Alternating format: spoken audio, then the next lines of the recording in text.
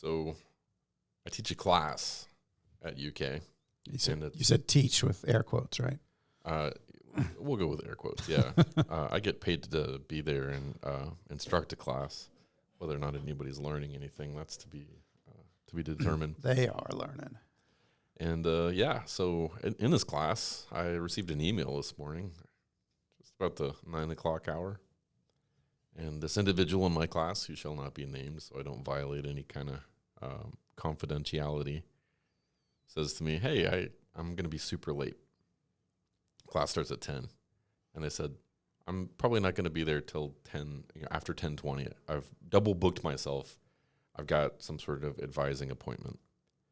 And I replied, that's not a valid university excuse, and you're probably going to miss most of class. You may not even make it at all. Let's just see how things go. I don't think I'm going to be able to give you credit for attending class if you show up with 5 minutes to go.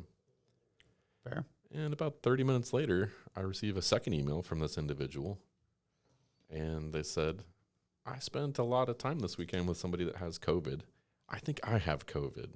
I'm going to get tested. I'll get you a note later. All the reasons. Yes. I feel like if you're gonna miss a class, just go ahead and lead with that university approved excuse. Just read the handbook, figure them out, and just don't even lead with COVID, because COVID says, hey, I've got to have a quarantine period. You just tell me I'm having tummy troubles, right? Yep. Safe. That's safe. You're sick. I don't need a doctor's note, and nobody's gonna fact check you on diarrhea. I want a photo, or it never happened. You probably remember a couple years ago, I air quote teach a class, and one of my students emailed me. I think it was the first official day of class. Emailed me, I'm sorry I missed class. I got to campus and I didn't have my phone. Oh yeah.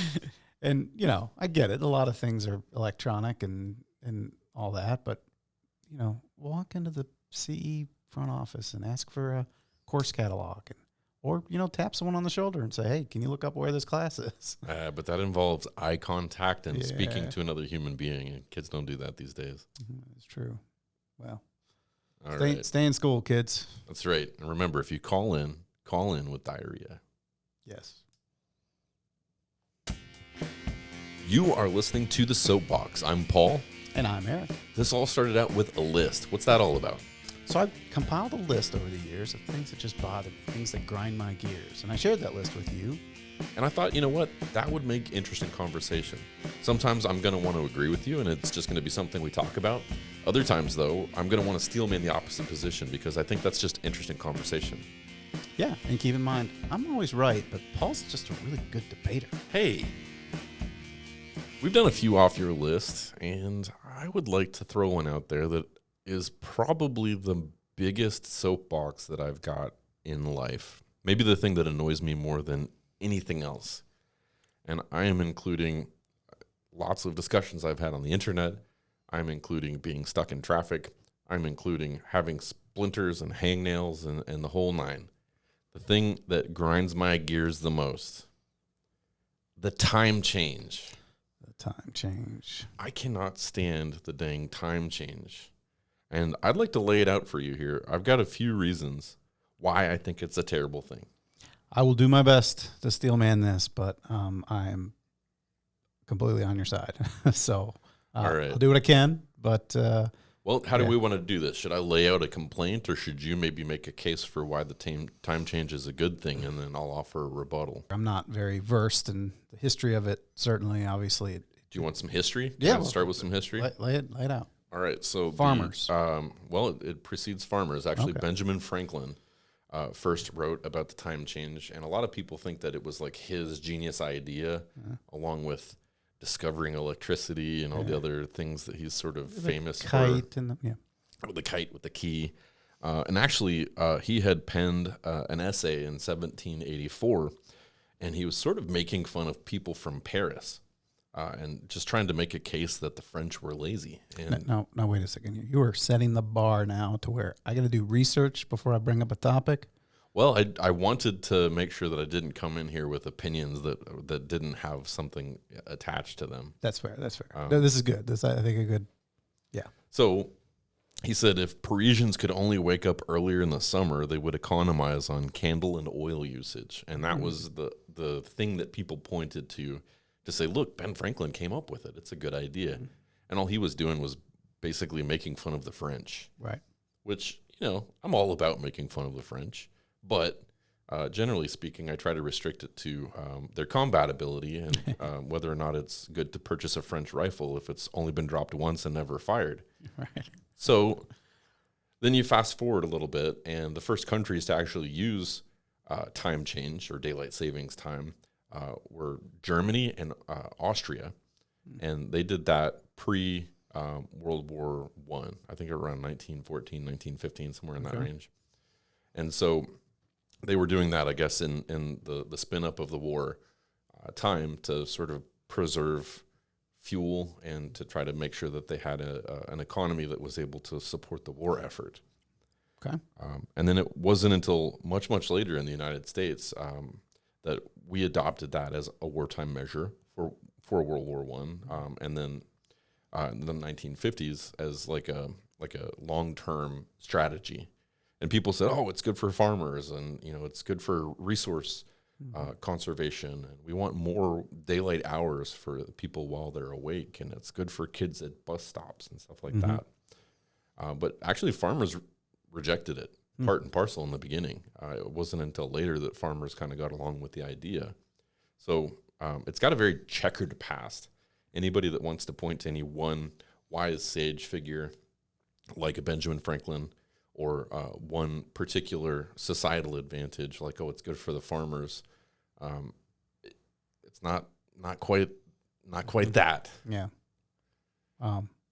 Well, I'll since we're techies, I'll shoot out with one of the biggest hurdles to this is software technology. That's a lot of updates to a lot of devices, a lot of software, operating systems. That's kind of baked. A lot of times now it's baked into your device. So for starters, that would be a pretty big hurdle with getting rid of. But now there are some states that don't observe it, right? Alaska, Hawaii, I think, are two. Okay. Indiana, Arizona. I once went to a Tool concert, and we were on our way there, and we were like, oh, no, we're going to be an hour late. And then we got there and realized they didn't observe daylight savings time, and we were okay. So there's 1 point for daylight savings time. All right, I'll give you the accidentally on time point. I can't argue that as late as I frequently am places. But ironically, that only works if we started in a place that observes and we ended in a place that didn't. So and only half the year. Yeah, and it's only half the year. So let's take the point away. No point. No point awarded. Yep. Do we have a womp womp? We do. What song is it? It's the trombone. There we go. That's all right. I do think there's a lot of folks in technology that would also celebrate the notion of getting rid of daylight savings time. One, new code projects won't have to contend with that. Sure. Existing devices that have already contended with that, I imagine it's probably as simple as just commenting out a line. And I would probably think, based upon how cell phone networks dealt with the daylight savings time shift, specifically the iPhone when it first came out 17, 18 years ago, for its first few iterations, that was a part of the conversation. It was actually not updating as it should. And they had to iron out how that process would work. And so I think it's probably pretty well documented. As a non-programmer but IT person who remembers going through that. At that time, I worked at AT&T, and I had a lot of angry people showing up because their alarm didn't wake them up for work or it didn't get them up for school at the appropriate time since their phone didn't handle that changeover well.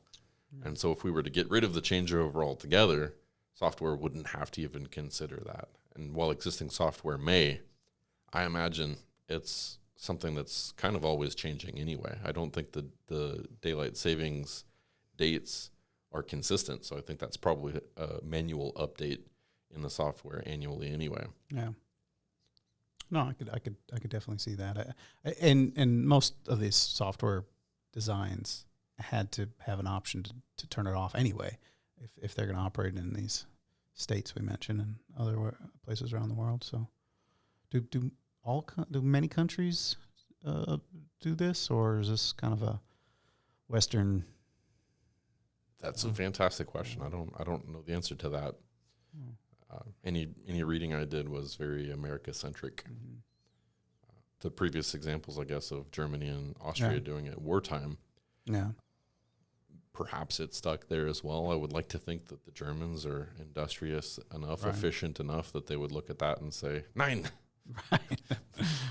Why would they say the number 9? That's weird. That's a weird response, Paul. Well, I mean, looking at their clock. Oh yeah, that's right. It's supposed to be 9. So I've always struggled remembering which one. As a kid, what I cared about is, do I get to sleep longer or do I have to get up earlier? That's all I cared about. I didn't care about what it was like outside. So I always had this kind of mnemonic, I guess you can call it, where in the fall you fall back to sleep because you can get some more sleep, and then in spring you have to spring out of bed.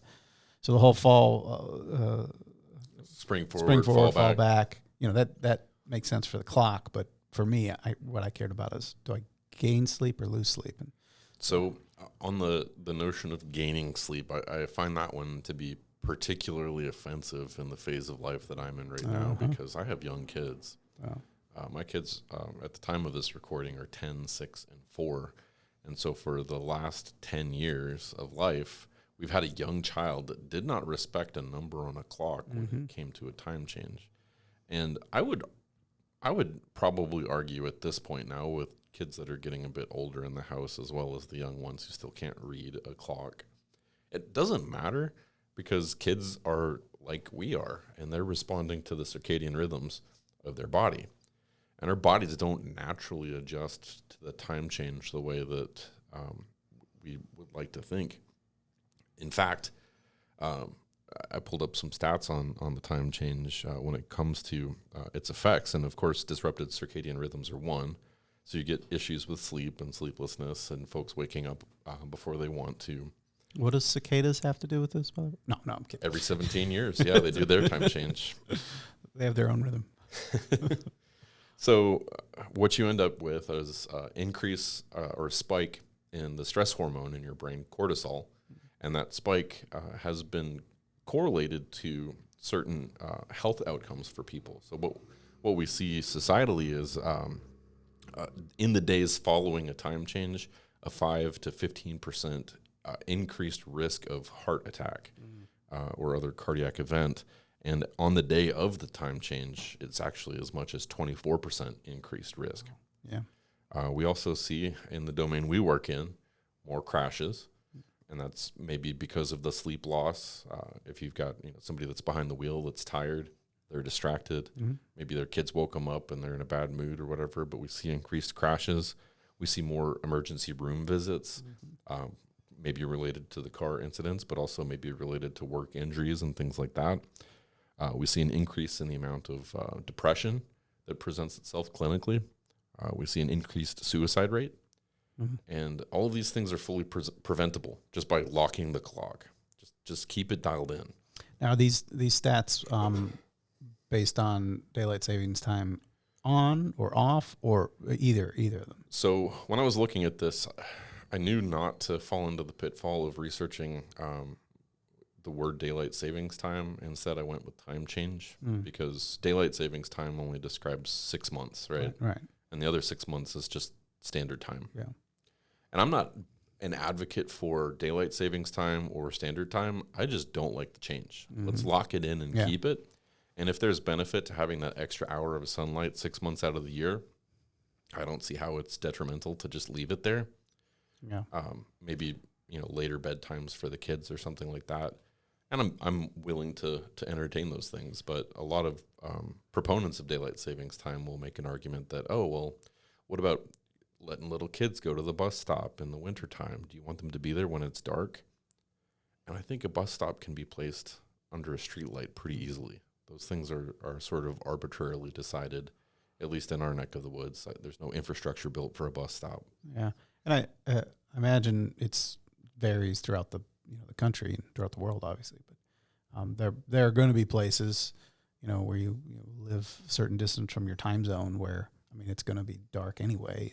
And there's times of the year where it's just going to be dark anyway for a lot of places. We But, live in Kentucky, and it gets pretty dark in the wintertime. Mm-hmm. And there's a certain phase of the year where I get to work pretty early, and so it's dark when I get to work, and then I don't have a window in my office, and then it's getting dark when I leave. And if I don't happen to get outside and get a walk in, maybe it's a particularly frosty day, I feel like a vampire. I don't even see the sunshine. And that sucks, but that's just winter, right? Yeah. If you don't like that, move someplace where it's not as dramatic. Yeah. Now, would the argument be daylight savings helps this effect or it lessens it? Is it going to just be worse? I've never actually seen a good model of our location, Lexington. Like, what would it be like if we turned off daylight savings time? Like, what would sunset and sunrise be? That'd be kind of a neat thing to model. I think that would be a good thing to model. And I would be comfortable with saying, let's lock in the daylight savings time and just have it year round. Sure. But again, I'm not a opponent of the fact that the clock reads one way or the other. Right. I think we can adjust. But I'm very attuned to time. Yeah. One of the things that my wife actually has regularly said, you're a freak. Like, you're weird. Because I'll just be sitting on the couch and we don't have a clock visible in the place where we like to hang out in the evenings after the kids go to bed. And I'll say, well, it's getting kind of late. I think it feels like it's probably about 11, and I got to be up at 5:30. So I think I'm going to go to bed. And she'll say, how do you know it's 11? I'm like, I can just feel, like I can feel what time it is. And we'll like look at the watch or find a phone, and I'm usually within about a 5-minute window of what time it is, 5 to 10 minute window of what time it is. That's a weird superpower, but okay. I'm not gonna save anybody in a back alley with my spidey sense there. Right. But I feel like I'm very attuned to that. Now, spatially, I am the dumbest person you'll meet in your entire life. If you ask me to navigate my way downtown Lexington in a city that I've lived in for 35 years, I'm gonna get lost. If I turn right going to get gas off a roadway, and then I leave that gas station, there's about a 50% chance I'm going to take a left because, well, that's the direction that I came from, and that feels like it makes the most sense. Right. So I don't make claims to be, I'm superior because I know time, but I feel time. I feel it a lot. And because I'm pretty aware of that, I am especially sensitive to when things change. Yeah. So if my meals are different, if my sleep and wake times are different, that impacts me for days. Yeah. And particularly the winter one that's coming up, I think it's in November this year, it just rocks my world when I have to deal with that, and also the impending seasonal affective disorder that comes, decreased amount of vitamin D and the decreased amount of light that I'm going to see anyway. That's interesting because I've always looked at, again, I always looked at it from a sleep perspective. My kids are older, so that they really aren't affected by this. But what was interesting is when my kids were younger, we actually took advantage, at least with Vivian, possibly with Vincent too, took advantage of the time change to get the kids kind of to bed earlier. We kind of just used it as a hack, where since the time change happened, they would go to bed an hour earlier. And we just kind of use that as a way to kind of get them ready for school or whatever. And so you kind of use that as a mechanism for resetting the clock if things have got a little bit later in the summertime. They were old enough when we did this. They were old enough to understand the clock, so they would see the number on it, and they would get that. Oh, okay, well, I'm up late, so I need to. Even though they didn't realize we changed it, so yeah, I can see virtue in that. I don't think that's a strong enough reason to advocate that we have an increased suicide rate and risk of heart attack. And clearly it's personally offending and hurting your superpower. So, well, for about 2 weeks, I will walk around in a daze. And there's actually another guy in our office, Nathaniel, who feels maybe more strongly about this than I do. And for a time, we had a lady in our office, Emma, and she overheard our conversation one day in the day or two following the time change. And she's the most just nicest, most low-key, well-meaning, gentle person that you'll talk to. she's like, you guys feel really passionate about this. Kind of like the polite way of saying, shut up already. Right. Why are you complaining so much? It's already happened. Just deal with it. It's almost like you started a podcast on soapboxes. I'm not going to say that you're the only one who has a soapbox to stand on. And I tried to be an advocate. Okay. Mm-hmm. I tried to do something about this within my civic ability. Mm-hmm. And so I wrote, and not one time, but many times I have written letters to members of the House, members of the Senate. I started with local government and didn't get a hit on that because of a federal law that prohibits the state from getting the choice. And so I really quickly got turned away from our state government and pointed to the federal government. And so I wrote to the representatives that be, and didn't receive any correspondence back. And this was several years ago because I was writing a letter, right? It wasn't an email or anything like that. But I did eventually get a response. And when I got a response, my envelope was stuffed with a letter to me and letters to 3 or 4 other individuals that said the exact same thing. It was some sort of mail merge document where they likely had an intern or a student volunteer or somebody give a canned response basically saying, thank you, but we're not going to do anything about it. Right. And that's what's so interesting about this is that this doesn't seem to be political. It doesn't seem to be the right or the left. Most people I talk to are in favor of this. And, some states and some agencies have done something about it. That's the big trick to me is if it happens, we have to all pick the same idea. We can't have, half the country observing daylight throughout the year and then the other half, not. I mean, the time change is annoying, but it would be also annoying if you set up a meeting with someone across the already. I have to pay attention to whether we're on or off daylight savings to know, what my colleagues in Arizona know what time zone they're in. Yeah. They're in one time zone, but effectively it seems like they're in a different time zone 6 months out of the year. Is it going to be different once our clock changes in November? Right. Yeah, and that'll change fundamentally the structure of a lot of the meetings that you're going to have when you're having those nationally or internationally. And it's not gone unnoticed. I had to look up the name of the act because it's been a while since I've read anything about it, but there was something called the Sunshine Protection Act, and Congress brought this up, or some Congress people brought this up in 2023, and I think this was a more modern iteration of a previous act that had also died on the vine, but they can't get it to vote. And this is one of the mechanisms of American government that I think demonstrates some of the flaws of how our system works anyway. You can have a lot of people that are very passionate about an issue. They can be mostly in agreement, but if it's not a partisan issue, if it's not something that's going to advance somebody's power in the House or the Senate, and it's not something that's going to make them look especially good, I don't think they want to put the time in. I think they look at this as other duties as assigned, and they want to really spend a lot of time on budgetary things and stuff that's going to get them political points. And so this has not been brought to a vote. It's not been brought. If it clears Congress, it's not read on the floor at the House, so it doesn't get a chance to go through both phases of that branch of government. And so I think if this conversation is being had at the water cooler and it stops there, then I think this is going to continue to be the result that we get. We're not going to see change because we're not trying to affect change. Right. And maybe a letter, even if it's a mail merge letter that you're going to receive from an intern, doesn't make an impact as one individual. If people start kicking up enough of a stink about this, it will receive attention.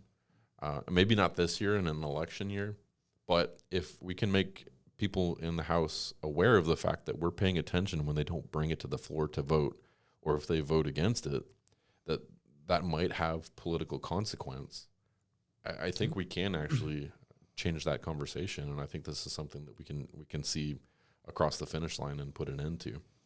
Well, unfortunately, I was reviewing our podcast bylaws, and we have no calls to action on the podcast allowed, so you can't actually do that. So. Okay. So when we get sponsors, are we going to change that? Right. Brought to you by Shady Rays. Just kidding. Right. You don't get one for free, Shady Rays. I wear gas station sunglasses until you sponsor us. We'll do a podcast about that because I'm Team Shady. All right, so I've laid my case bare. It hurts me emotionally. It hurts my cortisol levels. It hurts my superpowers. It hurts my kids. It causes more car crashes. And it's inconvenient, and I hate it. Yeah. Well, like I said, I really don't have much to argue. I tried the technology. You saw through it, and so let's do it. All right. Tap the gavel. Let's make it happen. Yeah. All right. And you know what? How about we just stop? We don't have to do it. We just maybe get a whole city. Be like, all right, guys, let's just not change the time. We just all agree together. All agree. Go to meet people in Frankfurt. You're an hour late, an hour early, whatever. Just all right. You just started the time confederacy. Right. There we go. Why not? We could be. Then we'll need some time cops. Yeah. This is getting very sci-fi very quickly. I was trying to think of another. All right. Well, depending on the time change, we will see you next time.